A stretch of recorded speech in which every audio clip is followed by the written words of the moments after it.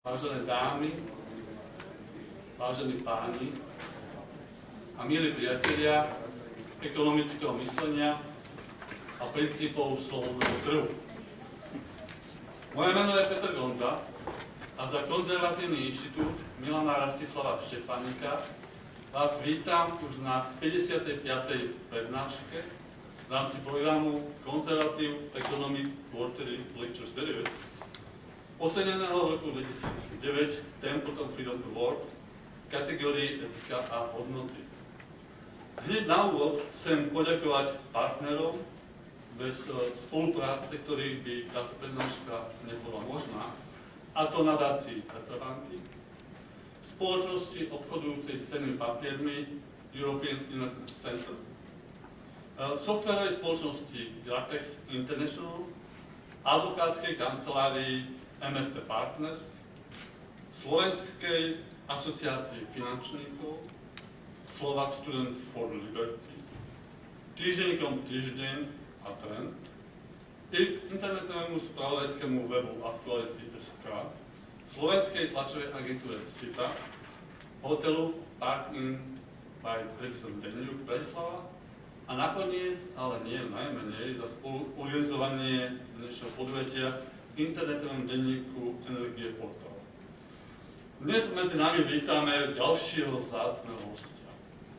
Daniela Lacalleho, renomovaného akademika, úspešného manažéra a vplyvného ekonóma, ktorý sa opiera o myšlienky Ludvíka von Misesa a ďalších predstaviteľov rakúskej školy a iných liberálnych ekonomických škôl.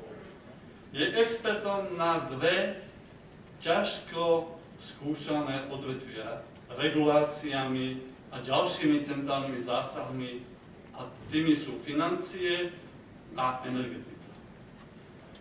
Potvrdzuje to jeho životopis, z ktorého chcem vypichnúť aspoň niekoľko faktov. Má približne štvrťstoročné skúsenosti z pôsobenia v týchto dvoch odvetviach, pričom v súčasnosti je finančným manažérom dozerajúcim na akcie, dlhopisy a komodity.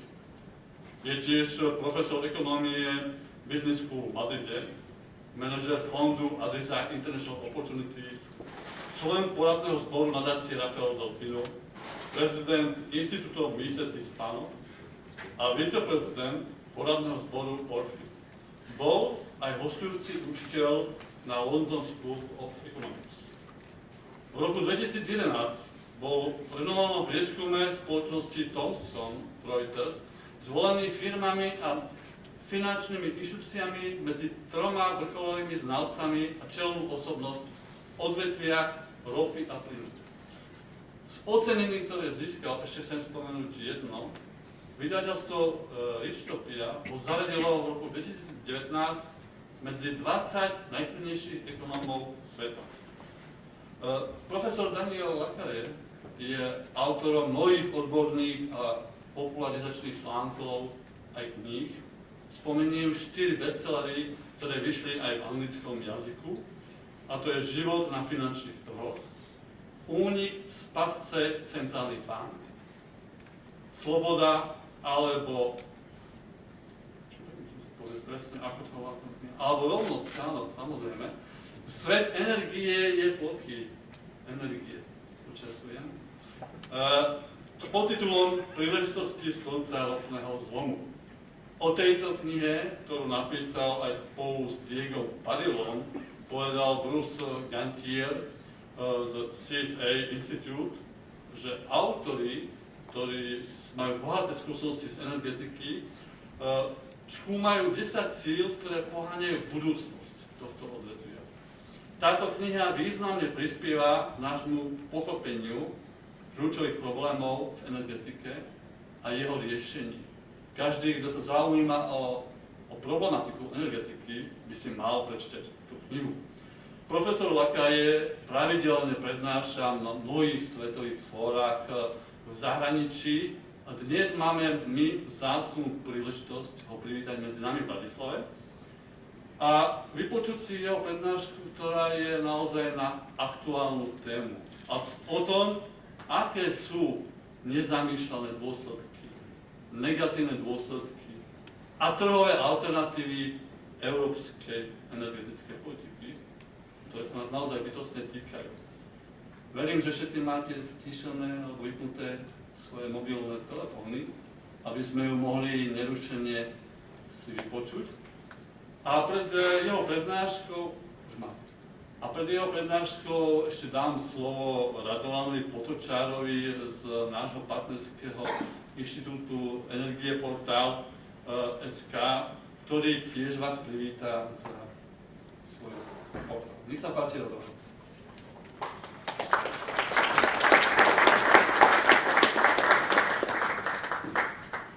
Dobrý večer. Prvýkrát hovorím za inštitút, lebo doposiaľ sme sa vždy uvádzali len ako internetový denník.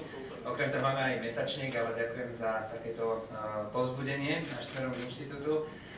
Ako energie-portál posledné roky do veľkej miery žijeme práve tým, čo Peter načrtol, teda energetickou politikou, zásahmi vlád, európskou energetickou politikou a všetkými tými faktormi, ktoré vstúpili do diania v energetike uplynulých rokov.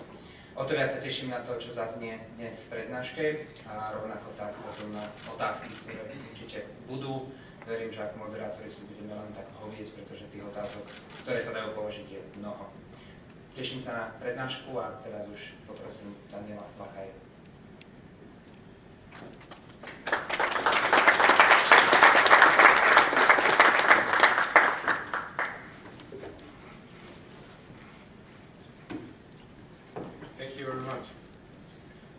Thank you, Peter. Thank you, everyone, thank you very much for inviting me. Great pleasure. And thanks, everyone, for coming on such a beautiful day to a lecture about energy, which can't be very fun considering it's a holiday. When we talk about energy, we tend to forget that the entire world, as we understand it, depends on energy. Everything that we think of depends on three aspects of energy. Energy, the way that we understand it, is not just a resource, but it's the fabric, the entire blood of the system, of our economic system. There's no growth, there's no industry, there's no services, there's obviously no conferences like this without energy. And we have a problem when we discuss about energy because the average citizen looks at the world and fails to understand the miracle of turning a switch on and lights start to appear. No? Everybody takes it for granted. And this is one of the biggest problems that we can find when we discuss about energy, is that because it's not that visible, we take it for granted. We don't understand the trillions of dollars that it takes for us to have the opportunity of pushing a button and getting the lights out. And we don't understand how much interaction globally it requires. There are lots of misconceptions about energy. The first one is the idea that energy can be cartelized. The energy is something that can be decided. Prices of energy and availability of energy can be decided by a group of producers. And we look at energy, and I'm sure that your portal gets lots of comments like this. And people love conspiracy theories with energy. They absolutely love it. When we talk about energy, if we talk about supply, it's boring. If you talk about demand, it's boring. But if you talk about the Saudi Arabians want to punish the Chinese and the Russians want to punish the Indians, then it gets fun. No? That's, I'm sure, something that will may get a lot of visits for your portal, but I'm sure that your portal is a very serious one. Conspiracy theories are very interesting, but the problem that we find as experts is that all of them are based on small facts and lots of lies. No? Fact number one, absolutely, the vast majority of production and development of resources globally is in the hands of national companies. Absolutely, that is true. But those national companies don't have the ability to move the price at all. I have had the pleasure of attending 5 times to OPEC meetings. And one of the things that happens in an OPEC meeting is that OPEC members talk about oil prices in real terms, not in nominal terms. We talk about oil prices in nominal terms. We say, oh, oil prices are very high, $80 a barrel. They say, no. Oil prices are at 1970 levels, my friends. Why? Because one of the biggest drivers of energy prices is not supply, is not demand, is certainly not wars or conspiracy theories, is the amount of money and the cost of money. That is the #1 driver of commodity prices. It is so evident that when you look at the energy world, and you probably think, hey, there was a war in Ukraine and energy prices went through the roof. Guess what? It only took one thing to happen for all the prices of oil, natural gas, coal, etc., to fall dramatically, not just to pre-Ukraine war levels, but below. And what was it? Jerome Powell, the Federal Reserve Chairman, raising interest rates. The decision to raise interest rates by the Federal Reserve brought oil, natural gas, coal, all of commodities down dramatically in the middle of the Ukraine war. More importantly, today, with the Ukraine war and the war in Gaza, oil prices are at $80 a barrel, and they have barely moved in 2024. So, the most important driver of prices is not the decision of producers. The most important driver of prices is the marginal driver, and the marginal driver is always coming from the amount of money and the cost of that money that is printed in the case of the Federal Reserve. Commodities are obviously denominated in US dollars. So that is one of the important things that we need to understand. Why is it important? It's important because when we talk about energy, we tend to think that we need to make decisions in order to reduce, you've heard this a lot of times, reduce the dependency on whatever, put the country you want, reduce the dependency on an evil producer, no? Whoever it is, Russia, it doesn't matter. What we don't understand is that there is no such thing as dependency on a country when in terms of energy production and energy dependence, because it's codependence. We are seeing it these days. We said at the beginning of the Ukraine war that Europe was hugely dependent on Russian gas. But we need to understand what that means. First, Gazprom hugely depends on European demand. Without European demand, what happened was very evident. Gazprom had to default on 2 of their bonds. So it's codependence. There is no such thing as an evil producer that decides not to sell for a very simple reason. It's called cost of capital. No? Keeping barrels out of the market is not helping the producer at all. There is also an important element to understand, is that if we think that there is an excessive level of supply from one single supplier, what we need to do is not to try to limit the supply, but to increase supply. Yeah? So the purpose of this lecture is to start talking about free market solutions to energy problems. Problem number 1, if you think that you depend too much on a supplier, start developing your own resources. I find it unbelievable to hear everywhere that I go in Europe that the European Union depends on this country or that country, whatever, etc., when France, for example, is sitting on top of more natural gas reserves than a country like Norway in 1970. It's incredible, no? But if we decide not to develop our own resources, then we cannot say that we are dependent on a supplier. Furthermore, we cannot say to that supplier that they need to sell us at the price that we want them to sell us to. That is another very important message, is that the price of energy is not dictated by our desires to pay a quantity. The price of energy is decided by the market. And it's decided, and it's so much decided by the market that OPEC cuts 1.5 million barrels a day and oil prices go down. Has absolutely nothing to do with the desires of the producers or the desires of the people that purchase energy.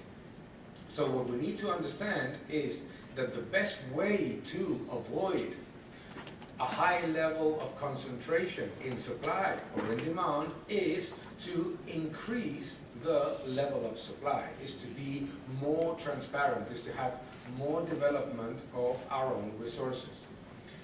Natural resources are not resources if they're not used. They are something else, but they're not resources. Resources can only happen, can only be if you use them.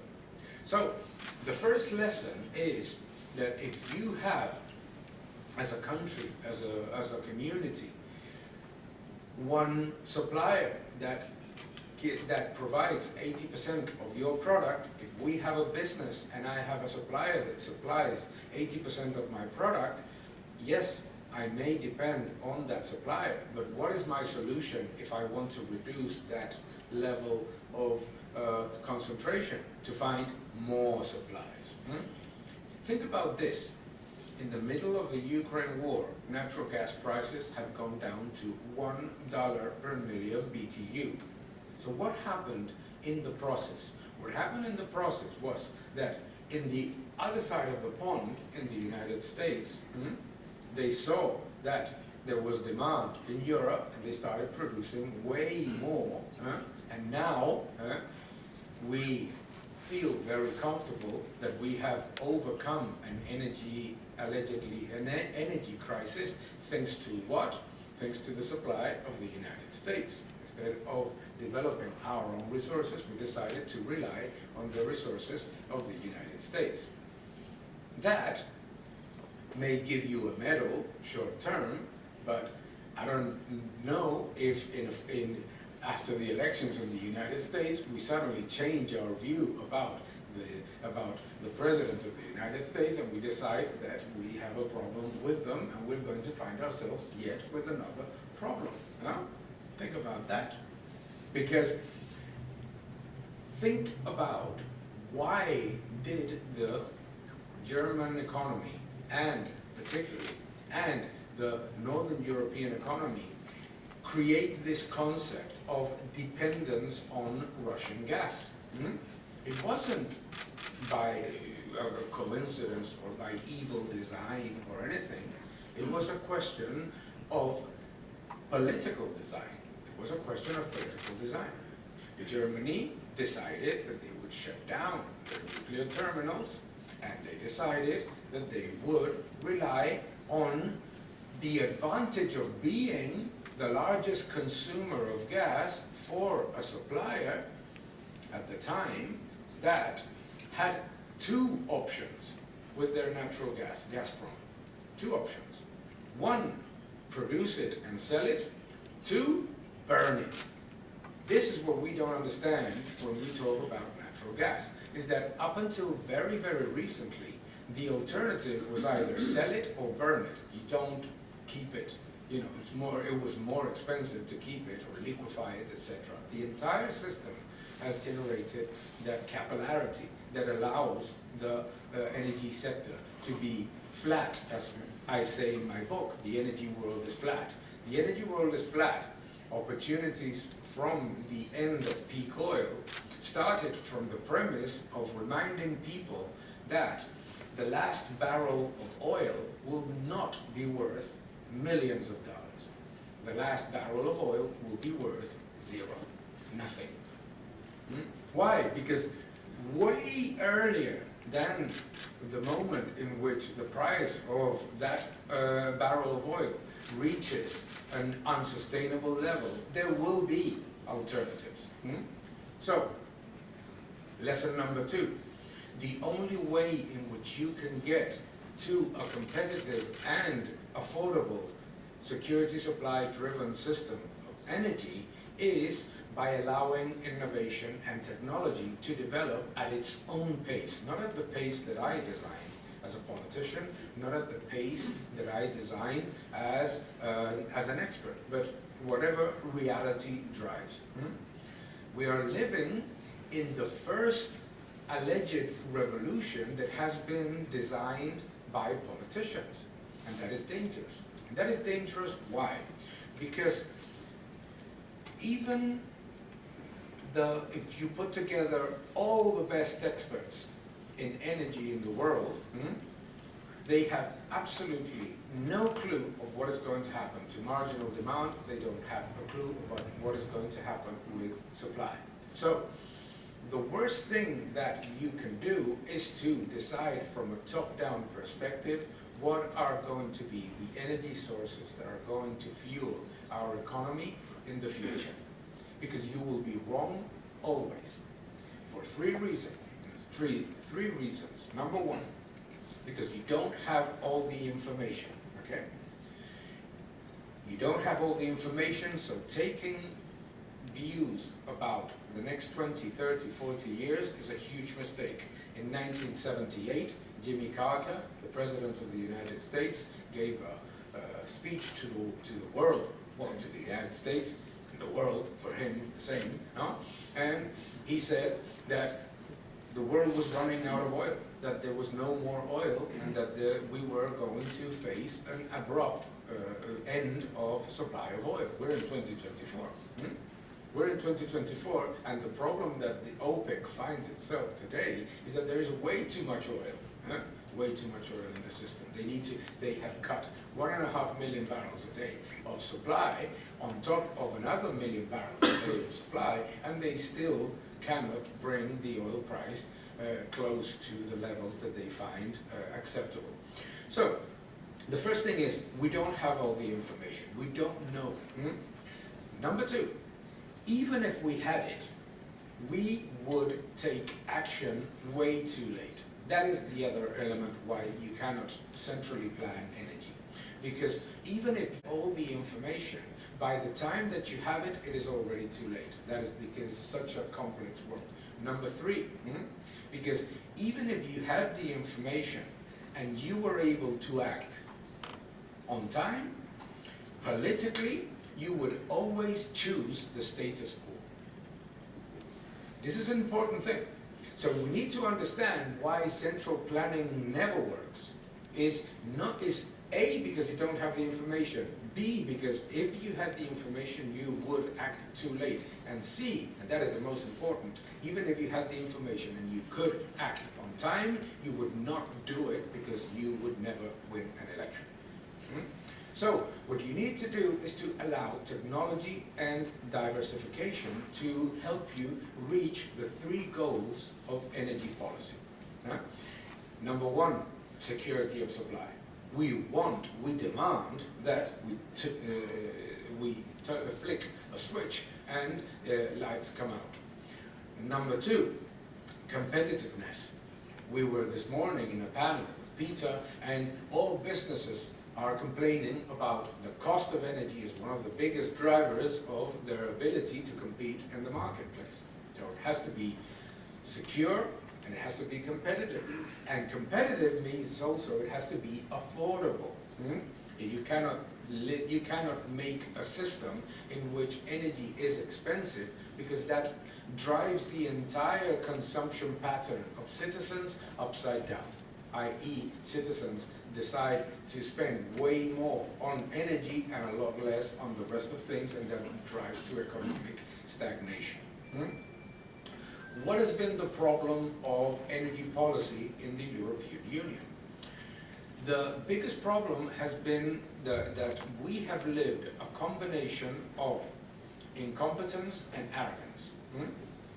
And incompetence and arrogance are very dangerous elements to combine, especially if you are proactive. Because being incompetent is not that bad if you don't work. But if you work very hard and you're incompetent, then the results are very negative. You have to be in. So, incompetence and arrogance. Incompetence, why? Number one, knowing that the energy crisis of 1973, that the different energy crises that we have lived in different periods of time have always been solved through diversification, technology, and improvement of sources of supply, the European Union decided to take a completely different approach and do the opposite. Isn't it amazing? So imagine that you and your business know that every time that you've had a problem, the best way to solve it is this way, and you decide not to do that. You do the opposite. Okay? Arrogance, why?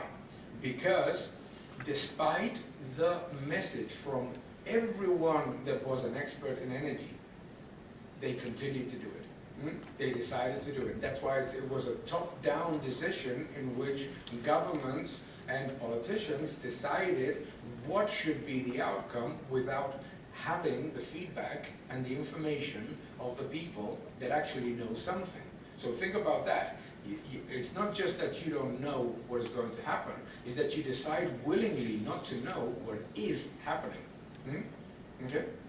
So, the biggest problem was to ideologize energy. It is so stupid, I'm sorry to say the word, it is so stupid that you go to Germany and nuclear is right-wing, and you go to France and nuclear is left-wing. It's stupid. You go to Spain and if you defend nuclear, you're evil. You go to Italy where they don't have nuclear plants and they want nuclear plants whenever they can. Security of supply, number one. Okay. It is completely ludicrous to implement a system that is going to depend on intermittent and volatile energies, like renewables are. Renewables are intermittent and volatile. Not accepting that is ludicrous, okay? And they're great, but they are intermittent and volatile. So if you decide to eliminate those sources of energy, those technologies that work 100% of the time, and you decide to spend an incredible amount of money and an incredible amount of labor and capital in energies that are intermittent and volatile, what you are literally doing is putting at risk security of supply, and what you're doing at the same time is making the system massively more expensive. No? One of the things that we hear all the time, everywhere, is that renewable energy is very cheap and that is very competitive. Of course it is, absolutely, if you forget 70% of the costs. Yeah, of course. They say, oh look, the pool price in Germany has gone down thanks to higher production of renewable energy. Phenomenal. What about the other side of the cost spectrum? Because in your energy bills, the energy component is around 20%. So the fact that the 20% component is down 50% is irrelevant when the 80% component is up 30%. So that's why people get very angry, and rightly so, when they are sold that what we are doing is develop a system that is going to make energy very cheap. Because number one, they see in their bills that energy is not very cheap, and number two, they see that they are constantly blamed for it not being cheap instead of the cost, the cost structure. And the cost structure is very important. So, the first problem was to decide to develop and strengthen the renewable segment of energy without achieving the level of development and the level of technology advancement that we had reached in other energy revolutions. Now, oil did not replace whale oil because the government in the world, in the United States, or governments all over the world, decided to be very friendly with whales. No, it wasn't. Crude oil, replaced whale oil because it was cheaper to produce, cheaper to store, and easier to produce. That was the reason, okay? So, it makes no sense to eliminate by law the production of energy that is clean and doesn't generate CO2 emissions because of a political decision, and to substitute it with energy that is intermittent and volatile. Furthermore, it is also irresponsible to forget about the other side of the cost spectrum. What are we going to do? On the way from Vienna airport to Bratislava, I was watching all these beautiful windmills, one after the other. I counted hundreds, and I said to my wife, you see all of those? All of them together, they don't amount yet, they don't even amount to half of a 500 megawatt nuclear plant, which you can build in the size of this floor that we're standing on. So the first thing that we need to understand, what are we going to do with all of that when it becomes obsolete?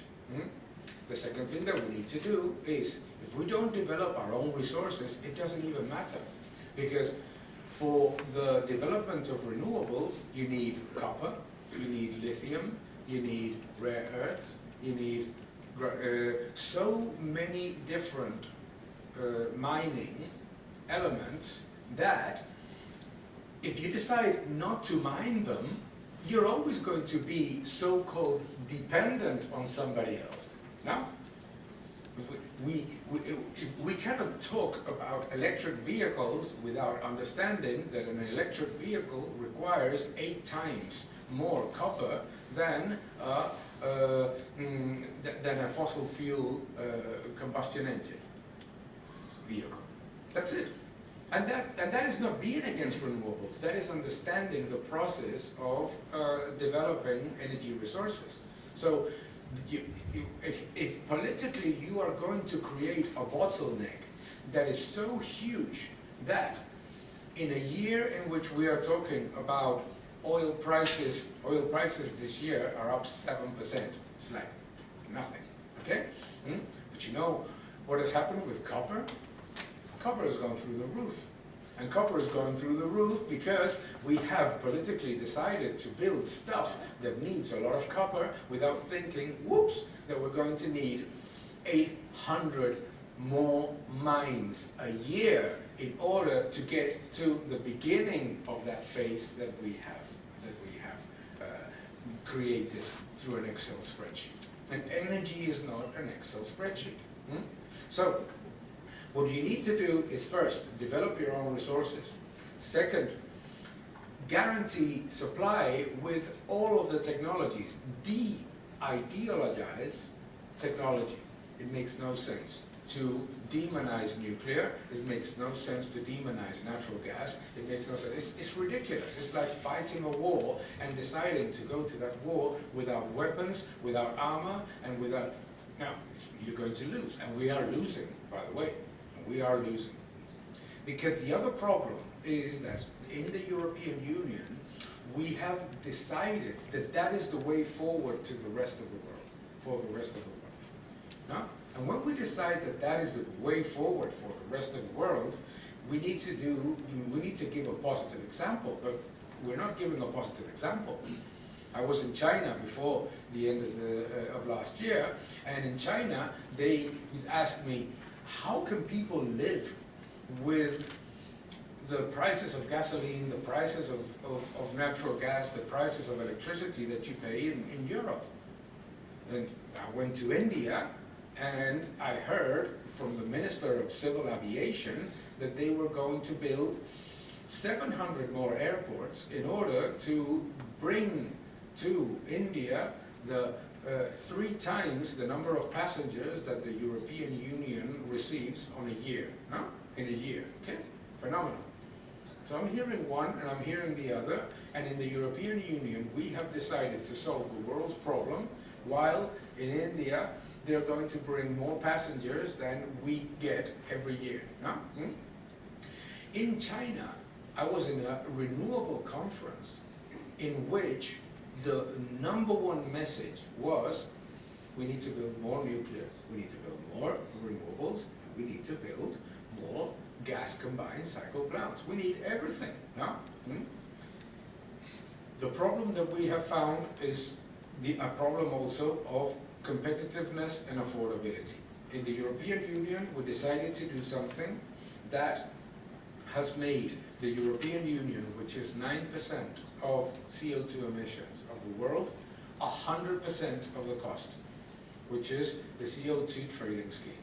The CO2 trading scheme is a tax system without any level of generation of a change in the technology landscape. In fact, in terms of the technology landscape, we are losing in solar panels against China, and we're losing in wind against the United States.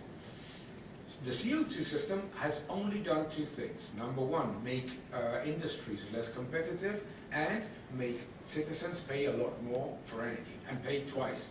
Because everyone, I don't know here, but over there in Austria they certainly do, but you pay green taxes for the roads, you pay green taxes for the vehicles, you pay green taxes for heating, and on top of that you have the CO2 cost. It's fantastic. You're paying 4 times for the same thing. So, the problem of competitiveness and a problem of affordability. A problem of affordability that has made the European Union average electricity price twice as expensive as in the United States, and the natural gas price almost 4 times more expensive.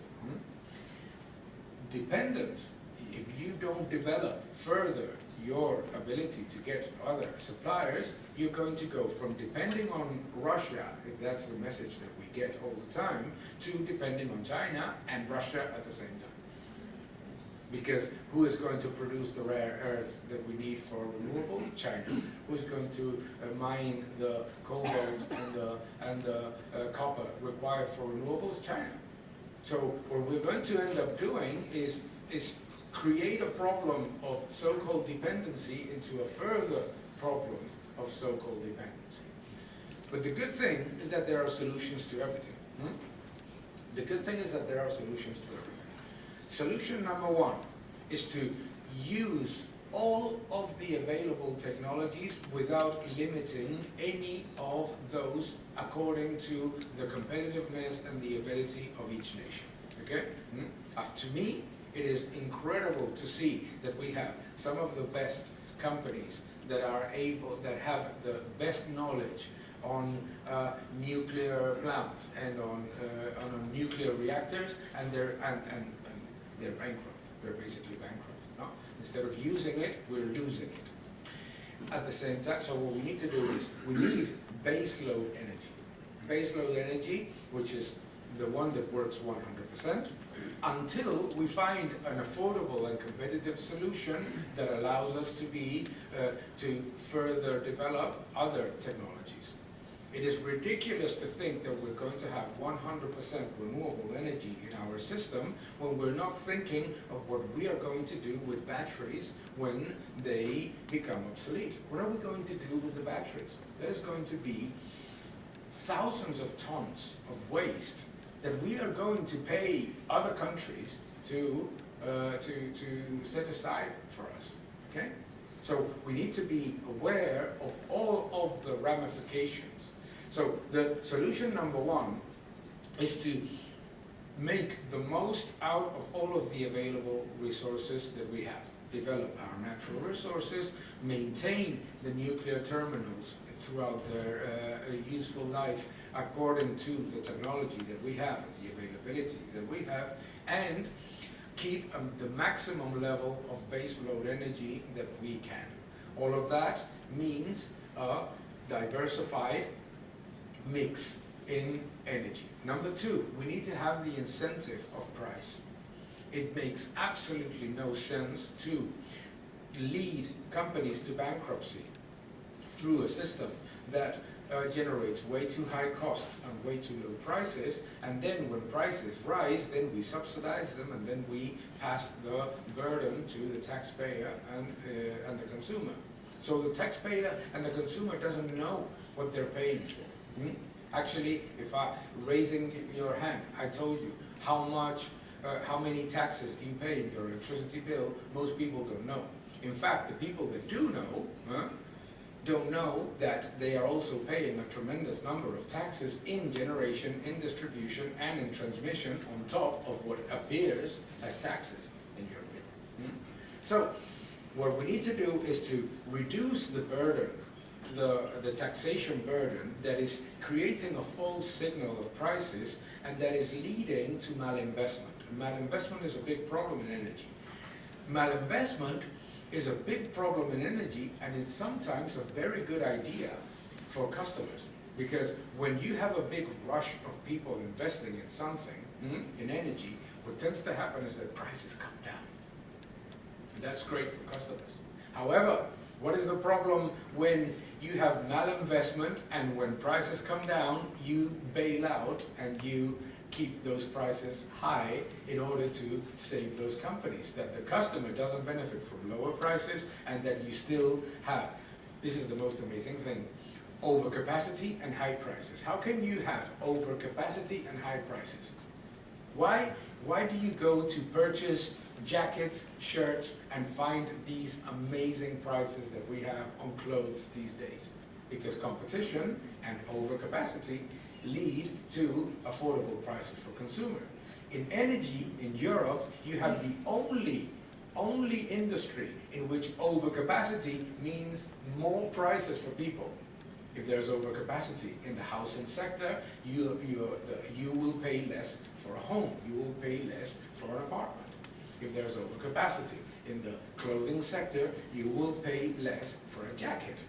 If there's overcapacity in media, you will pay less for media.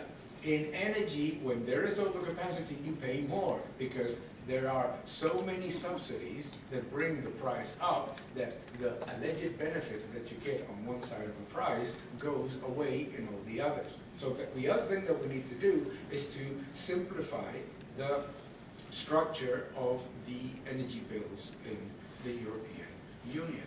Simplify the structure means reducing the tax burden, reducing the number of hidden costs, including those of bailing out the industries that failed in one area or another, and not passing to consumers things that should be in the budget. Because it's a way of disguising and lying to consumers. The fact that we put in our energy bills the cost of making the wrong decisions in a policy, instead of putting it in the budget, makes you pay for it, and the government clean their hands with the mistakes that they make in policy. And that is why the German government, after shutting down most of their nuclear plants in the middle of an energy crisis, with the imports of coal rising, decides to shut down the remaining nuclear plants. Why? Because you pay for it. And you don't see it in the discussions and in the political discussions. You don't see it in the budget. You don't see it in the deficit. But it is in your deficit, in the consumer's deficit. So we need to simplify the bill structure. And we need to provide incentives to investment that are not traps. Okay?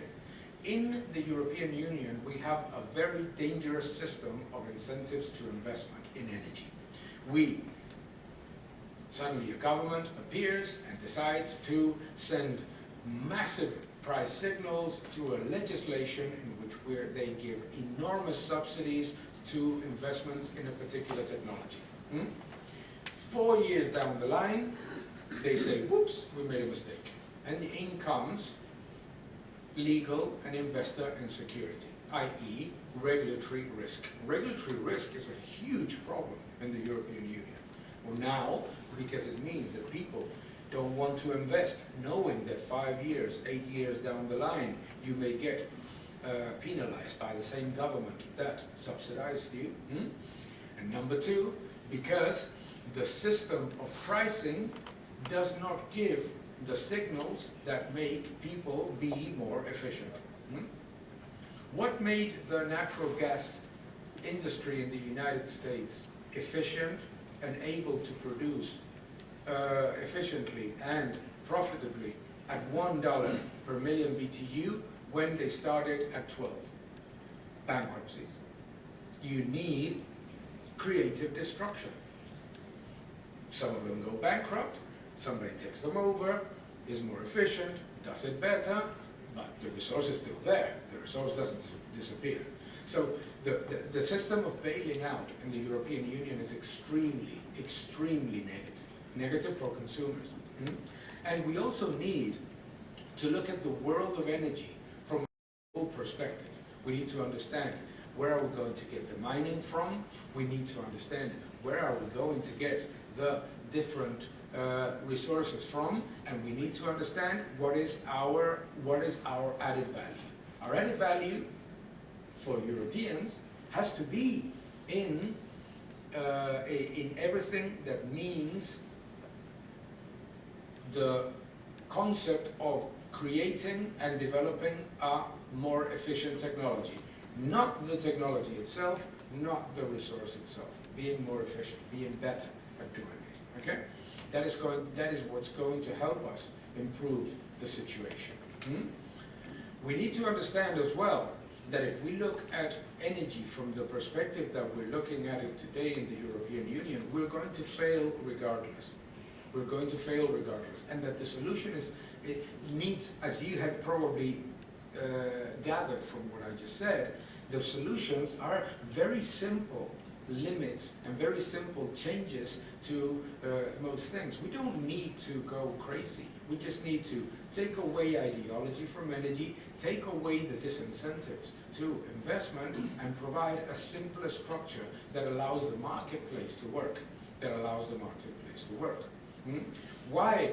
Because in the next few years, if you believe in conspiracy theories, what we are likely to see is not less of those conspiracy theories, but more. There is more polarization in the world, and there's less cooperation than what we used to have. Therefore, what you don't want to do is to create a system in which the entire ecosystem of the energy landscape is going to crumble the moment that there is a diplomatic conflict with China, if there is. I don't know if there is. I don't care. Just don't create the system that is going to falter simply because one tiny element drops. You see? We need to create a robust system. The robust system is exactly what the European Union did in the energy crisis of 1973.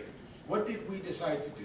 We decided to build a stronger capability in nuclear, a stronger capability in natural gas, and a higher level of codependency relative to the rest of the world. We decided to produce our own reserves. The oil crisis of 1973 ended thanks to the North Sea. Nobody was looking at the North Sea to produce oil until you said, well, actually, we have it here, and we're complaining about the price over there. So what we need to do is to be open. We need to be transparent. We need to think of the strengths that we have. Number one strength in the European Union, we have some of the best energy firms in the world. And we have tremendous capabilities and tremendous talent in energy. So listen to the people that actually understand. Number two, there is an enormous level of capital willing to invest give the proper incentives to that capital to invest. Number 3, stop using regulation to make a political design. Use regulation to facilitate. That is the way in which you will achieve the level of technological development, because we will not achieve the level of technological development and the reduction of CO2 emissions that we so desire, or at least politically desire, when what you're basically doing is change dependency on natural gas to increase dependency on coal. I mean, I find it incredible that Germany today, in the energy mix, 40% is coal, 40, coal and natural gas, and that they have increased the use of coal and to such an extent that in the pie chart, they put coal and lignite in different colors, although it's exactly the same. So it doesn't look as ridiculous as it would if you looked at the pie chart and said that after 500 billion euro of subsidies, your level of demand for coal has actually not gone down, but probably increased in relative terms. So let's stop thinking from a politically Dune. Have you seen the movie Dune or read the book? We're trying to think that the world is Dune, and the thing that people don't understand is that the energy world never works like that. The energy world works, the only way in which it works is through innovation, technology, and competition. Put technology, competition, and innovation at the forefront, put policy and regulation at the back, and you will achieve all of those things that they tell us that are phenomenal and that we will not achieve with this level of intervention. So without further ado, before I start continue to talk way too much, that is basically what I wanted to convey to you, that we have the solutions. The solutions are already here. We have the resources, we have the talent, we have the capability, we have the technology, and we have the capital. So once we know all of that, saying that we have an energy crisis is completely unacceptable, and it's completely self-inflicted. And it's completely self-inflicted because when we go to panels like the one that we had this morning, and when we go to the different mediums that we speak with, one of the things that angers me the most is that we have the euro area in stagnation in the middle of the largest stimulus package in history, the Next Generation EU funds, and they blame it on everything except on a misguided energy policy. It's been a completely ridiculous, and by the way, no problem, everybody makes mistakes. But once you make a mistake, you recognize it and you move on and you learn.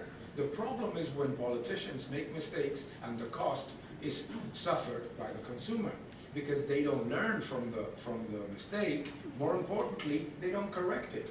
And I don't want to see the headlines 3 years down the line saying that yet again the European Union energy prices are twice, 3 times, 4 times those of China. Because every time that we hear that we're going to be the first to achieve net zero targets, what people fail to understand is how. With an economic depression. And that's not the way to achieve net zero targets. The way to achieve reductions in CO2 emissions is by being more efficient, better, and providing safe and affordable energy, not by bringing the economy to a standstill and destroying the industry. That is not, obviously, a way to achieve any positive. Thank you very much. It's been an absolute pleasure, and I welcome any question, any comment on anything. I just wanted to highlight, as I said to Peter before, that there are no bad questions, there are only bad answers. So ask whatever you want, any comment. Very glad. Thank you very much.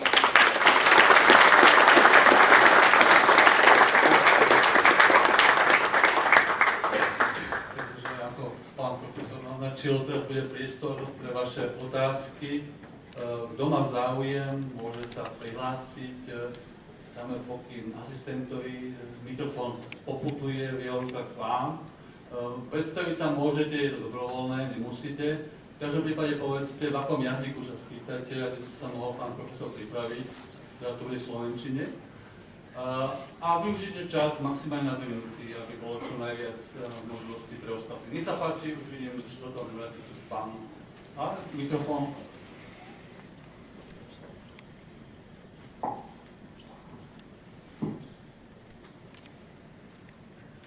My name is Jaro Jes from Institute of Materials Machine Mechanics of Academy of Sciences. Thank you for an excellent presentation. I would like to ask you, what's your opinion, what is possible to do in order to stop such funny investments of, huge investments of governments of European countries to such funny technologies? You spoke about these windmills in Austria. They know very well that it brings nothing to requirements of Austrian industry, but in spite of this, they invest so much in such technology. Or, for example, in Germany, they decided to make huge investment to power-to-gas technologies. And if some scientists told that it's not good to do it in such a way because it was developed about 20 years and it brings nothing, they thought that it doesn't matter because we will be strong in this, and then we obtain these subventions from whole budget of European Union back 10 times. Also, our investment of Slovak government to electromobility, and so we have no tradition to development of batteries, and so we know that it is funny to do it in such a way, but we do it. What can be done in order to stop such many examples in various European countries?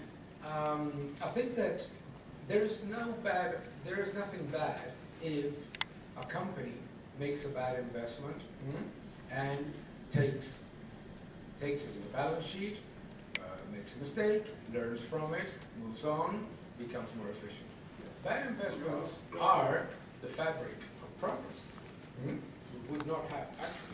wouldn't have microphones if they had not failed miserably with all different types of other aspects to try to communicate people. No? So that is, but the problem is, and that goes to your question, is when what we decide to do is, instead of learning from the process of creative destruction, from the process of innovation, from the process of technology, and instead of, if politically we decide to ignore it. That is the problem, okay? Because then you create disincentives and you create negative, so you, on the one hand, you are basically continuing to maintain a system that is not the most efficient and certainly not the most affordable, and you're creating a disincentive to innovation. Think about this. I came from Vienna to Bratislava, and I was watching all of those houses with these solar panels on top of them. And I found this is interesting. This is interesting because look at this. Look at this phone. Now they're becoming bigger, but it doesn't, I mean, it's just because of the photographs. But the battery in this phone has gone from the first mobile phone that I had, which was a thing, it was this size, and the battery was in a suitcase, okay, and it didn't work almost most of the time, to this. How did it go from a suitcase to this? Through creative destruction, development, progress, competition, innovation, and technology. However, if I decided to subsidize those batteries that were in a suitcase that I had to carry alongside the other suitcase every time I traveled, today, all mobile phones would continue to have the same batteries we had in 1991. What I find staggering is that you see this incredible development on everything except on those technologies that have the incorrect help. Because what you're basically doing is incentivizing lack of efficiency and change. No? So it's as easy as not One is you can give incentives to investment. Those incentives, if you give them with tax credits, there's a huge difference between giving an incentive with tax credits than giving an incentive with a subsidy. Why? Because if you get a tax credit, you have to be profitable to benefit from the tax credit. If you get a subsidy, you don't have to be profitable. You're getting the revenue. And then if you're not profitable, you may ask for more subsidies. It looks the same, but it's very different to get the money in the top line than in the bottom line. You know what, and you know, so it's relatively simple to solve. No problem in developing renewable energies. My concern is not about the development of renewable energies. My concern is that renewable energies are not developing the way that they should, being a technology sector. I find it staggering that the panels of today are the same ones that the solar panels that we were investing in 2006, 2007 in my fund. Unbelievable. Unbelievable. You are totally right. There are many technologies which cannot be in the market because they cannot compete to technologies which are supported and with such subventions. And that's the problem. The money from government must go to... but people, coming back to you, sorry to interrupt you. Coming back because I start to talk and I forget, is that what can we do as citizens? Read our utility bills, which people don't do. I find it amazing. Read your utility bill and get angry. And when you get angry, it works, by the way, because we saw how in this so-called energy crisis, some governments, the Dutch government, the German government, the Finnish, started to hint at the idea of demand intervention. There were even some adverts on TV. Okay, what happened was that people got angry. When people get angry, politicians respond. Politicians don't respond when people don't get angry. So when we start to see that we're losing jobs, that we're losing competitiveness, that we're losing, and that there is a culprit, that's when it changes. Thanks.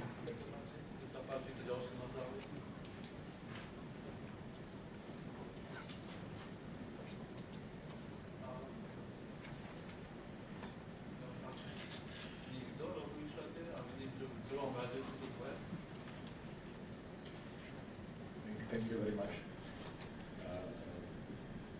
After the last election we had in Slovakia on the last day of September of last year, after this election, our new government is slowly and very silently changing the legislative and law or regulative environment in the Slovak energy market. And they are changing it dramatically. For example, in the regulated prices or in the regulated activities, there is new regulation, new legislation presented by Regulation Office 2 weeks ago. And they are planning to cut all eligible or a lot of eligible expenses countable in the regulated prices. So now, my name is Rastislav, I'm very sorry about that. I forgot to introduce myself, but my profession is I'm an attorney at law and I'm specializing in energy almost 20 years. So a lot of my clients is asking what will we do? It's done. There will be no investment at all in the next future of the following days. So my question is, what is better? To invest to make bad investments rather than to make no investments? That's the question. That's a great question. It's very now in Slovakia it's it's a great question. It's a great question.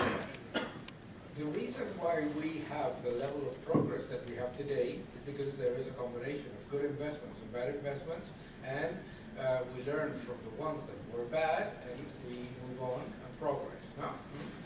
If not, today we would not have 99% of the innovations that we have. I think that the problem is to understand adequately from the policy perspective, why are you giving incentives, okay? And when those incentives need to change, everybody makes mistakes. And the government may make a mistake in a regulated activity. But the solution to making a mistake in a regulated activity cannot be to introduce regulatory risk and lack of investor security. Because then, governments don't think that way. Governments think, if I change the regulation on this small side, and those investors are going to be very angry, but everybody else is going to be fine. That is not true. You know it because you're a lawyer. No? If I see that there is regulatory risk in distribution, I am not going to invest in generation, and I'm certainly not going to invest in transmission. No? So, when you make a policy mistake, it has to go to the budget. It has to go to the budget. Yes, we made a mistake, so we will prioritize in other expenditures and reduce our expenditures in other things and put it in the budget, but not make a bad signal on the way in and a bad signal on the way out, which is very typical. Now, many people, when they talk about energy, they think that the solution to everything is regulation. If this is not working, it's because it's not regulated. Well, if you have high energy prices and you are not getting any of the benefits of competition in a system that is regulated in 95% of the price that you pay, asking for more regulation is ridiculous. It's like trying to put out a fire with gasoline. So what you need to do is, policy mistakes need to go to the budget. And it's very simple. We created a subsidy that was incorrect and that it's generating a number of negatives. Fine. Okay, everybody makes mistakes to the budget. And then, yes, you have to cut on other expenditures, on travels, or subsidies, etc. But that to me is a very important type of lesson. That's why I prefer the American system, in which what you get is, they call it subsidies in America, but those are tax credits, okay? And it's not the same, as I said to your colleague. It's a huge difference.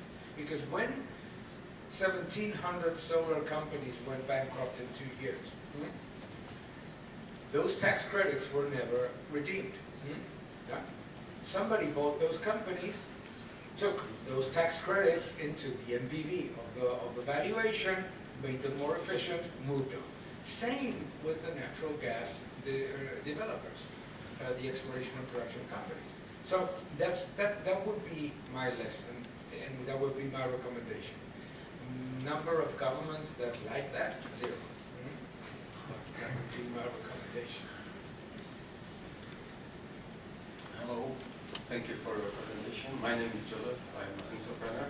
And my question is about Bitcoin. What do you think about as a network of the transfer of the energy? Bitcoin. Yeah. Well, cryptocurrencies in general. Yeah, cryptocurrencies in general are, if nobody sees or nobody wants to see the absolutely incredible amount of energy that they require. If you go to Nigeria, to Lagos, to Lacalle, you'll see some of the poorest neighborhoods that you will see in the world. Places where the houses are derelict, where the roads are horrible, where people are very, very, very poor. And you know what you will see as well? Towers and towers and towers and towers of energy-consuming Bitcoin mining. Okay? So what I'm trying to say is that energy is going to be a huge, huge burden on the cryptocurrency development. And it's going, and Friedrich von Hayek wrote about the independent currencies before the internet existed, and obviously Bitcoin, explained that many of those independent currencies, actually the vast majority, will disappear simply because of a resource In this case, obviously, he didn't even know that this was going to be the case with cryptocurrencies. In case one of the resources is simply too much in order to maintain the supply of the currency. Now, he actually said it. You know, one of the reasons why many currencies disappear is because it's more expensive to use the paper than what the currency is valued for. Ultimately, if you think about it, it's exactly the same in terms of the energy transfer. So huge problem that will be solved by competition and innovation. That will be solved by competition and innovation, but it will, and can only be solved with the collapse of 70–80%, if not 90%, of the cryptocurrency systems. Maybe you have 1, 2 that will ultimately thrive in that aspect. I don't know if that answers the question.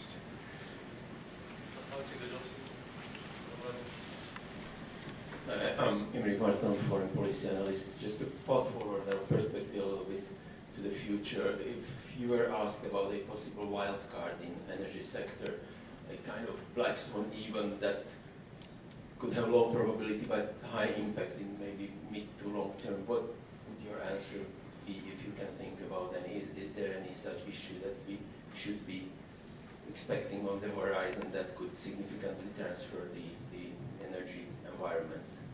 The answer is very simple. A black swan is in itself something that we don't foresee. So neither do I. And if I could, it would be so cheap to buy puts that I would put my entire wealth and that of my family on it and wait for it to happen at some point. So the answer is I don't know. But I think that more importantly, I think that what the underlying factor of your question is how do we prevent the situation in which a black swan creates a crisis? Huh? Okay, the best way to do it is through diversification of supply, through having the highest number of technologies available, and to have all of the possible substituting factors. No? So, you know, it's as simple and as complicated as that. Why is China building more coal plants than what the European Union has today in the next 5 years? Because they want to use as much coal as we are, but 5 years down the line? No, just in case. So, am I saying that we should overbuild? No.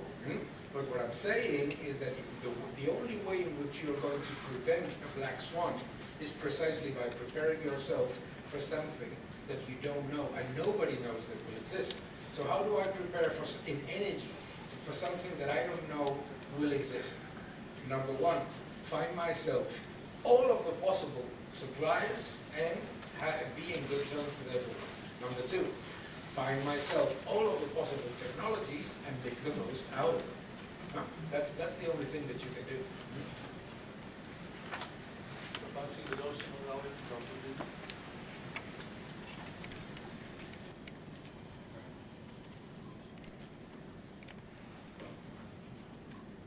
Hello, my name is Jan.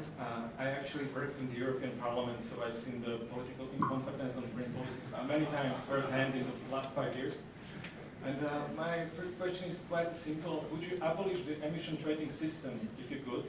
Or do you see any good that it could do in terms of climate change or whatever?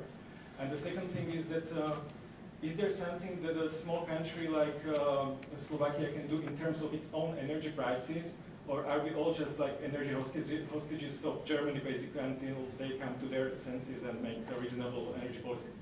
Thank you.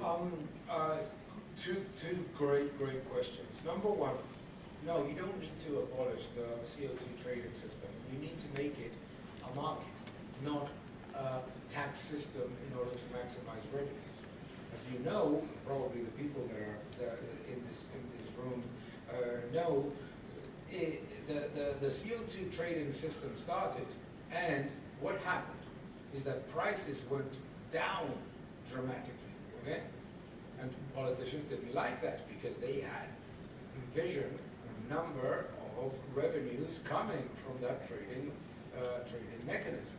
So what they did was to intervene and limit the availability of CO2 permits. So they went from a system that was created to be a tax and wasn't generating enough revenues to one that is actually a burden on industry, because some industries cannot even function because they cannot get the permits. So it's ridiculous. Instead of making it a real market, make it a real market. I'm fine making CO2 a tradable commodity, I'm fine, but understand it as a tradable commodity, that the same way that natural gas went from $12 a million BTU to 1, no, and can go back, things like that. What you cannot do is to create a market mechanism in which you don't like it if the market doesn't work the way that you like it. No, that's not a market.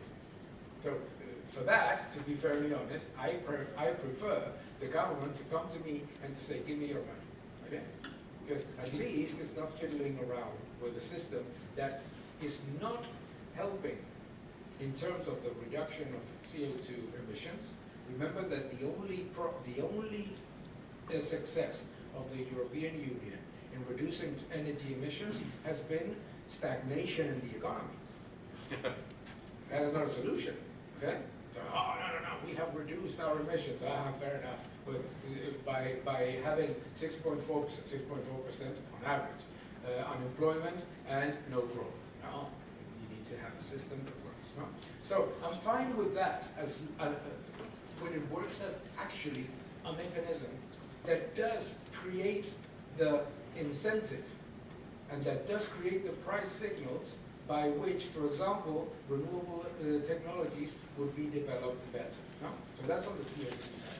On the other side, and that's my problem because I forgot, what was the other question? Sorry? What can Slovakia do? It's a fantastic question because it's a very typical question of a country that is surrounded by big nations to think, we can't do anything because we are hostage to what the Germans do. Well, you're only hostage to what the Germans do if you do the same as the Germans do, but without their resources and their position. No. So what can it do? What can Slovakia do? Look at what are the main drivers that they can achieve a better level of independence in their energy consumption. So, develop renewables, absolutely, but with the correct system. No? Develop nuclear, absolutely. Develop tradable mechanisms that allow the energy that is imported from other countries to come to Slovakia earlier than to other places. For example, I'm not going to go crazy, but you can reach agreements in order to bring natural gas to Slovakia that don't rely on what Ruhrgas decides to do for Germany. Okay, so it can be done, and with technology today, and with the trading systems that exist in the energy sector, that can be done. I don't know if that is too broad, but I'm happy because I get boring. But I'm happy to go because I get excited. No? I'm happy to go into the details of how can a country that is surrounded by energy behemoths become independent in its energy system. And it can be done. And it is done, by the way. It is done.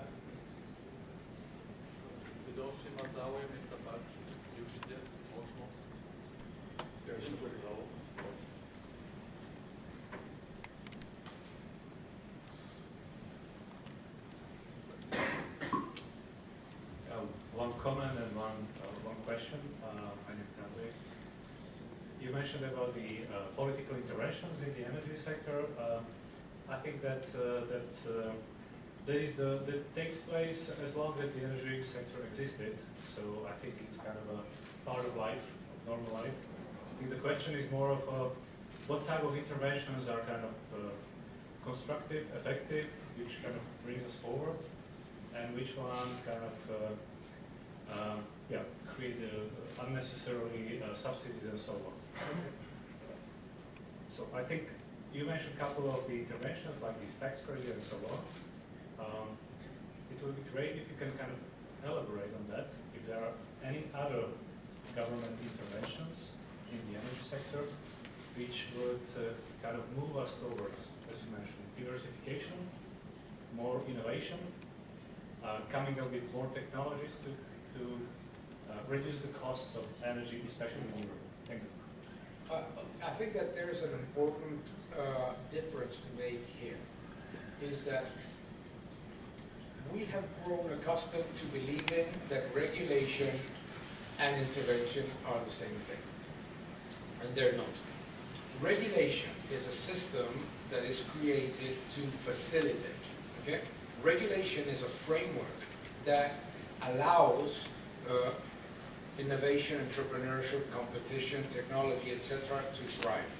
Intervention is deciding winners and losers. Big difference. Intervention never works. Intervention never works for the three reasons I told you before. Because you don't have the information, because if you had it, you would act too late, and if you had it and you could act on time, you would prefer the status. So, intervention never works. But let's go. Regulation has existed in every year, has always existed in energy. It's always been. Energy is a regulated system. What it isn't is a regulated system that is based. What it wasn't, in the past, was a regulated system based on ideology and myths. So basically, you created regulation around the understanding of the options available by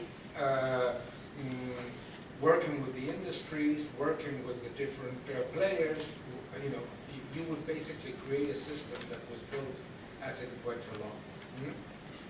What we have lived in the past, particularly in the past 15, 16 years, is governments deciding on regulation not with the cooperation and with the analysis, and certainly with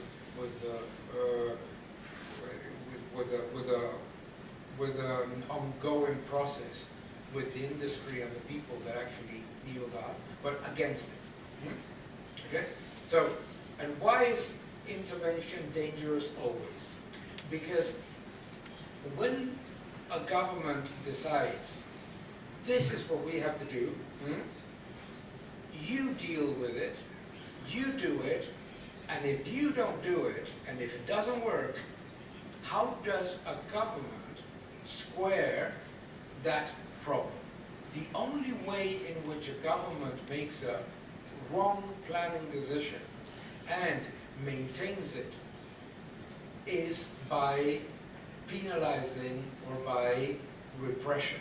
The only way in which a government can continue with a wrong policy after the fact is by saying, oh, and then what I'm going to do is to put limits to consumption. I'm going to put limits to your availability. I'm going to is to repress and to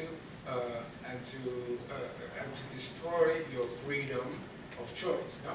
So that's why it's dangerous. What is it? I mentioned tax credits because tax credits give power to the investors, while subsidies give power to governments. No? So governments can only do two things: facilitate or stop. That's all they can do. A government can stop or facilitate. if it ignores the industry and it ignores the players and it ignores its own mistakes, the only way in which it squares the difference between supply and demand is through repression. That's why it's so dangerous. So I would say intervention, never regulation, as something that we build, okay? And that, by the way, is not created, this is it, and it doesn't change. Regulation needs to be flexible with times. No?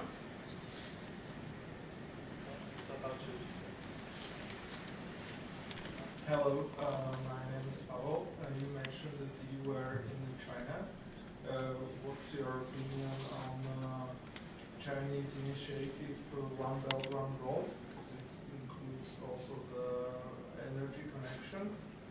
And what's your opinion on the Central Asia and the economic growth which is expected in few years? In general? Yeah, in general. What do I think of it? Sorry? What do you think on the initiative and the economic growth of So whether I trust the expectations of growth in Central Asia or not? Is that the question? Yeah. Okay, fine. No, sorry about my level of understanding. And maybe with perspective of the European Union, where we are and where they go. Okay, great. Phenomenal. So, the Belt and Road Initiative is nothing new. No? It's called financing bankruptcy. No? The Belt and Road Initiative is an absolute financial disaster. It's a nightmare of proportions that would be creating headlines every day if the banking system in China was open and transparent. The banking system in China is closed, and therefore we don't see what's happening in the asset side of the banking sector. The idea that I'm going to lend to insolvent and non-credit-worthy nations against commodities, because commodities will always go up, is such a horrible mistake. It's such a horrible mistake that it's incredible that no one has learned from it, because it's the history of empires crumbling. It's the history of the British Empire disappearing. It is the history of the mistakes of the United States and Latin America. We're going to lend to a government that doesn't pay its debt because they're going to pay us in commodities, and commodities can only go up. You have two problems. One, they don't pay. Two, commodities don't go up all the time. Particularly in your own in the currency in which you have lent. I come back to the point that I said before. In an OPEC meeting, they always talk about prices in real terms, not in nominal terms. So the Belt and Road Initiative is a disaster. It's an absolute disaster. That was a mistake. That was a train wreck waiting to happen. Because there is a reason why a government is unable to issue bonds in dollars, is because they're not going to pay them. You see, so the idea that you're going to lend to them because they're going to pay you in oil doesn't happen. Doesn't happen. Okay, and it's a disaster. It's a train wreck. And if we looked at the balance sheet of the Chinese banking system, the way that we look at the balance sheet of the banking system in Europe, we would be talking about what is actually happening in slow mode, which is a banking crisis. Yeah? Okay. So, be my guest. By the way, you go to Equatorial Guinea. I was in Equatorial Guinea, I don't know, I think a couple of years ago. And you go to Equatorial Guinea, you see these phenomenal roads and these incredible buildings and these fantastic airports that nobody uses. No. Building stuff, people like it. You build stuff. no? Because it's tangible. But you think that, well, if I build a road, there's a road. Well, somebody will use it someday. People don't see the other side of the balance sheet. No? People in economy, which is coming back to your second question, in economy you are always forced by the narrative either to look at the asset or at the liability, but never at both. When you don't understand that if the asset is crumbling, the liability is crumbling with it because the balance sheet always matches. No? But people don't look at it that way. No? So if you look at it from that way, asset and liabilities, you're building an asset that is worth less, and the liability side is crumbling with it. What is the liability side? The currency. So I don't know if any of you guys are long the yuan, but you're wrong. Just in case. What do I think about Central Asia? It depends on which countries you're thinking of. No? Central Asia is very complex, and we put it in this concept of Central Asia the same way that we can talk about the European Union. No? But the European Union has a set of rules and a set of that are similar, so you can actually make a similarity between countries. But Central Asia you can't. No? So the number one lesson that I have learned in the market is emerging countries don't emerge.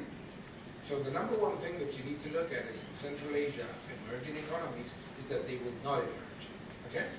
That doesn't mean that they don't grow, but what you get in growth, you may lose in the currency, because everything is quantity and the value of money. So don't look at the growth, look at the currency. And it depends on the countries, what is the future of the European Union as relative to Central Asia? Absolutely no comparison in terms of growth or in terms of debt, if that is your question. There is no way that we are going to get those levels of growth. But hopefully, if the European Central Bank doesn't go crazy, we will have a more stable currency. I don't know if that answers it. We hope, no?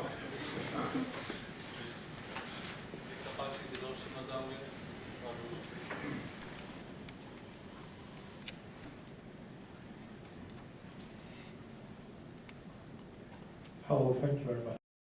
Lecture. My name is Jan. Let's say I'm an energy enthusiast. My question would be on nuclear energy. You seem to rely quite heavily on building new power plants. Also, to the reply to one of the colleagues. So I would like to ask. Let's be honest. We didn't build that many nuclear power plants in Europe. We didn't build that many nuclear power plants in America in the last 30, 40 years. We built. One nuclear power plant went online in Slovakia, but it took us 40 years to build. I believe it will be, it will be a Guinness record, honestly. So, what do you see as a good policies to support?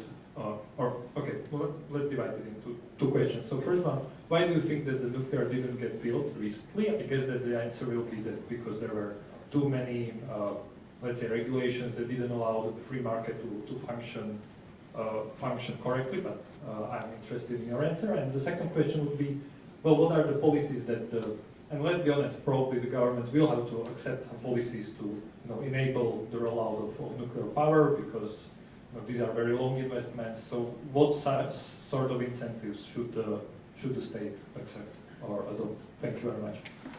Thank you for the question, because a very important one is we look at nuclear energy in general, and I blame everything on The Simpsons. No, it's a joke. But it's not a joke. Which is our perception of nuclear energy. What do we perceive of nuclear energy? We think of this enormous plant in front of our garden that is managed by this evil person that wants the world to end, and that is very, very dangerous. No? But nuclear energy, as you know, has developed monstrously.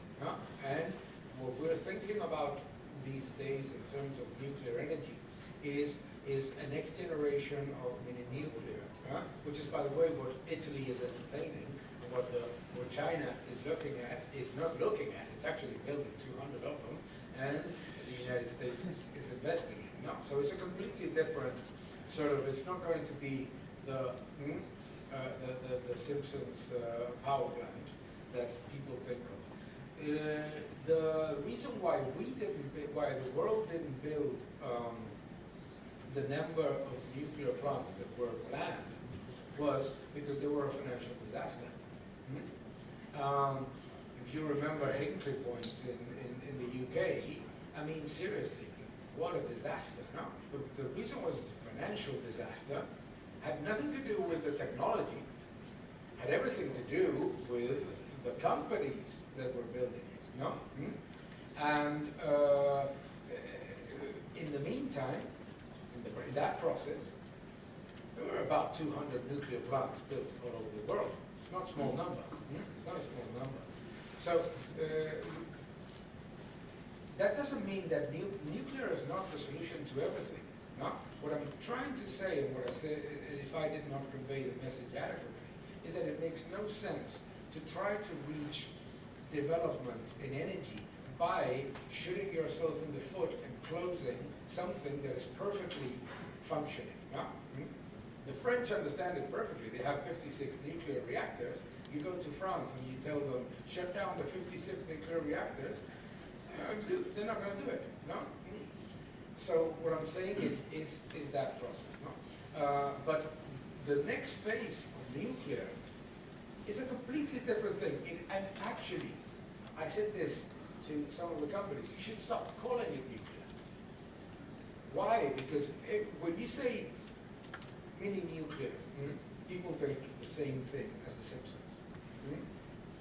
But when you understand that the amount of resources required, that the cost, that everything, and the pollution, and the residue impact is negligible, then people will not see the Simpsons episode. No.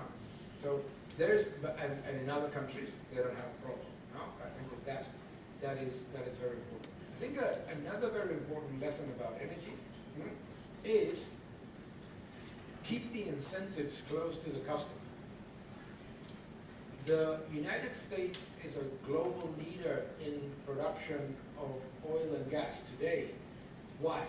Because they have a larger perception of positives about oil and gas? No, because you have a farm and you start drilling and you become a millionaire. You become a millionaire, not a state-owned company, not the government, you, your family. It's huge, huge difference. I'll tell you one thing. The perception of nuclear would be completely different if you actually did watch The Simpsons and understood that all of those do-nothings characters live off the nuclear plant, including Homer.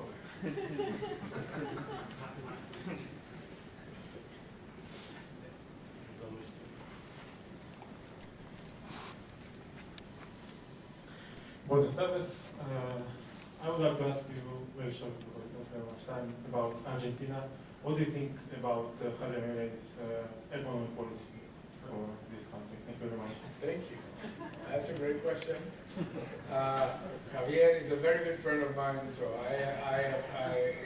I'm going to give my honest opinion, but it's biased, obviously, like all opinions. It's my opinion. Now, Argentina is a very rich country that has been made extremely poor by interventions. Argentina is a country that was the 6th strongest economy in the world 50 years ago. In 50 years, protectionism, interventionism, constant meddling about winners and losers, implementation of the most stupid monetary policy in history, that is obviously, because monetary and fiscal policy are the same, coming from the most stupid fiscal policy in history. All of those things together. Now, so Milei comes and talks some sense. I was reading just before I came here that he has suffered his second general strike this year. Since there were no general strikes in Argentina for years when the Peronists were in power, despite 50% poverty and 200% inflation. Milei too, and that hasn't worked. So the positive in Argentina is that people understand that the government is not the solution, it's the problem. And that they need to make drastic measures. Are they going to work in 2 months and 3 months, like the people that are constantly bragging about and complaining about the situation in Argentina expect? No, obviously not. Right? Obviously not. You cannot solve a problem created in 50 years with in 4 months. But it's the beginning of the solution, and it needs the entire civil society to go with it. No? Many people think, oh, here comes Milei, as if he was, I don't know, God, no? And he is going to change everything. No, you don't change everything unless people are with you. No, and it depends on the people. So there are positives. There are positives, and I think that he's achieving tremendous things. But it will require a civil society that, let's be honest, was the same civil society that voted to destroy the purchasing power of the peso and voted to destroy the economy. I was, the first time I went to Argentina, I was watching TV, and there was this writer that said that when Perón arrived, Argentina had the opportunity of deciding if it wanted to pretend to be or to be, and decided to pretend to be. No? And now it's an opportunity to be what they can be. So let's hope for the best. I'm very hopeful, to be fairly honest. I don't know if there are any other questions. There's a question. And a big round of applause to our friend with the microphone, because he is doing a great job.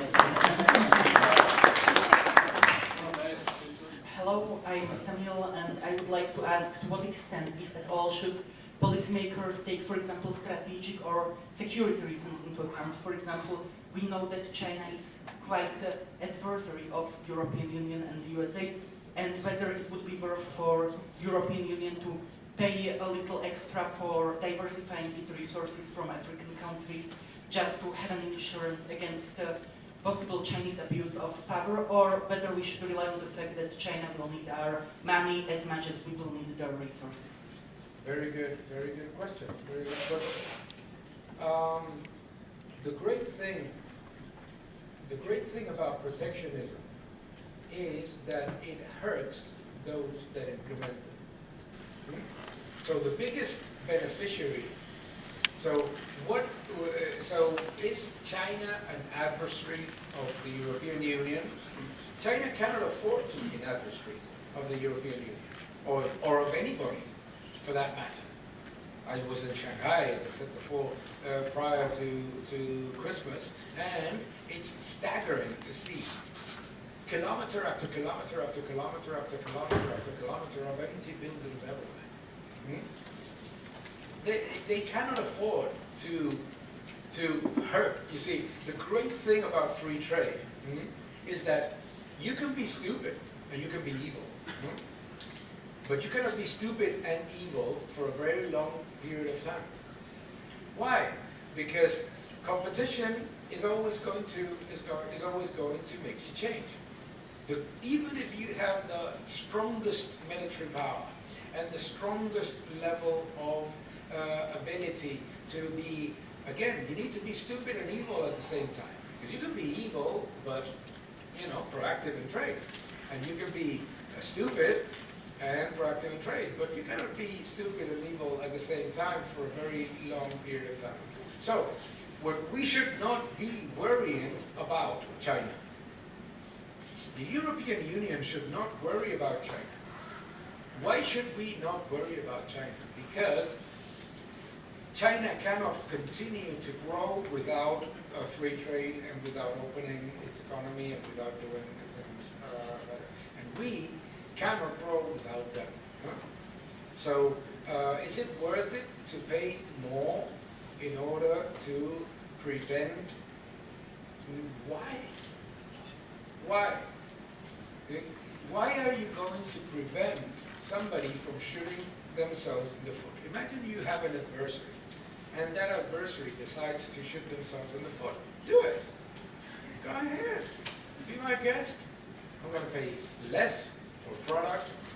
I'm going to be better off. The best way to combat protectionism, the best way to combat evil empires is by being more open, not by giving them the luxury of you being as stupid and as evil as them. And I'm not saying that China is stupid and evil. China is dealing with with the largest real estate bubble in history. Okay? So if we, the world, instead of thinking that they're all powerful and all fantastic and that they are great, you see what happens. Sorry that I digress. You know what happens is that we give this strange level of superpower to interventionism. We think that they are more powerful, that they can do things better because there is one single party that decides and one single guy that decides. And that is an advantage for them. And it's a huge disadvantage. It's a huge disadvantage because lack of freedom means lack of innovation. Because innovation, technology, and competition don't thrive in autocratic systems. So instead of seeing that as an Achilles heel, when we see that, we like it. No? It seems like the European likes it. We would like to be like China, but without the red flag. Well, with the red flags as well in some cases. No? No. Look at it and see, it's not going to work. It's not going to work. You see? Like the Belt and Road Initiative. Oh, what a great idea. What a great idea. Be my guest. You do it. No problem. No? So China's not an adversary. China can only exist in a world in which there is more cooperation that leads to them being able to produce the goods and services that they need. Last question from Radovan. Oh, sorry. Thank you. Having such a great time, I forgot. Unfortunately, we're running out of it. But anyways, in the lecture, you have used the example of France as a country which has tremendous supplies of natural gas, but is not willing to use it. In general, in Europe, we see that the production of natural gas is decreasing, and on the other hand, we are fine with importing it. What are the roots of this attitude? What's wrong with the governments or even people? Why are we supporting this policy? It is very simple and very complex. No? Why are we accepting to pay 20 times more for U.S. natural gas than natural gas produced by ourselves? Because we think that we're rich. And we accept it. No? It's the same thing. People, you need a watch to tell you what time it is. You can buy a Timex, you can buy a Rolex. You decide to. The problem is when the Rolex is what you consume every day. We have decided that we prefer to have a Rolex brought to us every day instead of using our own resources. But that doesn't last forever. There will be a point, there is a point in which people say, well, I cannot take it any longer. No. The problem is I come back to, why have we gone into this situation? Because people don't look at their utility bills. And why have we been told not to look at our utility bills? Because we have been told that, don't worry, now it's expensive, but in a few years' time it's going to be cheap. So bear with me. And then we don't care. But we still pay, in a few years' time, we're still paying way too much. No? I mean, I found it amazing. When I was in Chicago, I found it amazing. Believe it or not, I got the chicken pox in Chicago, and I went to the doctor, and the doctor asked me, "What do you do?" And I said, "Well, you know, I'm an expert in finance and energy, etc." And he said, "Look, I want to show you something."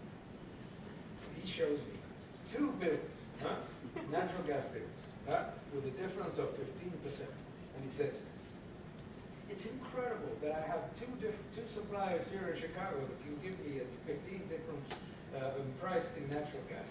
And we started talking, but I was thinking, this doesn't happen in Spain or in Italy or in France. You know, we just take it for granted that if you hold on, the government will solve it, and it's a mistake. So. Natural gas production in Europe is not declining because of, I don't know, evil powers, but because of lack of investment.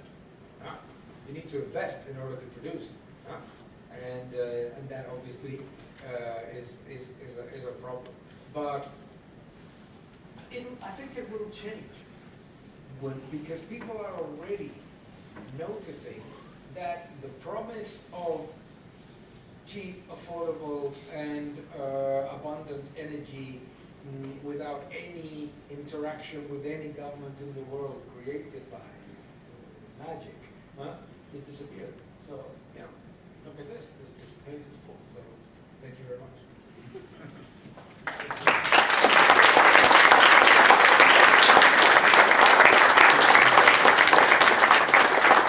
Naozaj čas je vzácny, tie 2 hodiny sme spolu strávili a ubehli veľmi rýchlo. Pevne verím, že boli pre vás užitočné. Ja ďakujem, že ste prišli medzi nás a verím, že opäť o pár mesiacov sa stretneme opäť pri ďalšej prednáške. Takže vám ďakujem za účasť, za diskusiu, ďakujem našim partnerom za podporu a osobitne ďakujem pánovi profesorovi za prednášku a diskusiu. Thank you very much. Thank you very much. Thank you.